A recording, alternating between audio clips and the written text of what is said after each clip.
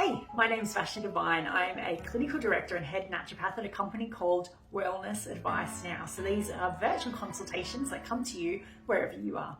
So people often ask me, hey Vashti, what is it that drew you to becoming a naturopath?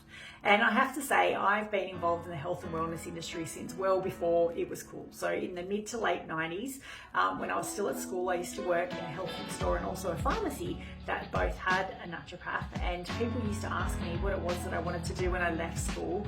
And I used to say, I want to find a cure for cancer.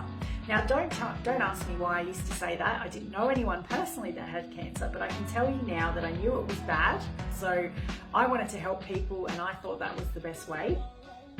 Later in my final years of school, I came to appreciate that there were no cures for any chronic disease, really. There was only prevention. And one school holidays, we went to the Hunter Valley and came across a market stall where a naturopath, Pat Collins, her name is, she was hosting a stall and she was selling some of her books. It was called The Weeds at Your Doorstep, and it was all about finding simple remedies in your own backyard that could help to treat various ailments.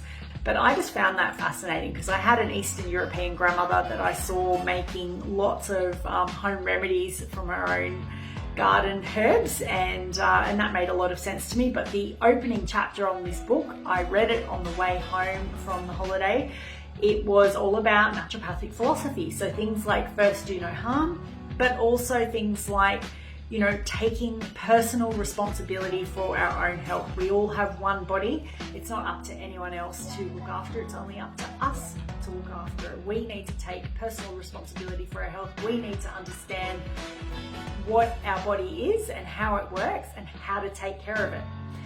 And yeah, so it's been quite an adventure of learning over the last 25 years, but I can tell you now that's the short story of what inspired me to become a naturopath.